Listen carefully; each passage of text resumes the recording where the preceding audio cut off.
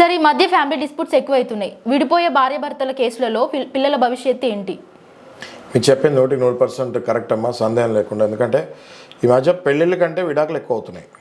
మనం చూస్తే పెళ్ళిళ్ళకి ఒక సీజన్ ఉంటుంది, మంచి ముహూర్తాలు అట్లా ఉన్నప్పుడే పెళ్ళిళ్ళు ఎక్కువ అవుతుంటాయి. కానీ విడాకులకి సీజన్ లేదు, ముహూర్తం లేదు, ప్రతిరోజు విడాకులు అవుతూనే ఉన్నాయి. మనం కనుక ఒక స్టాటిస్టిక్స్ ప్రకారం పెళ్ళిళ్ళు వర్సెస్ విడాకులు తీసుకుంటే పెళ్ళిళ్ళ కంటే ఒక 10 టైమ్స్ ఎక్కువ విడాకులు అవుతూ ఉన్నాయి.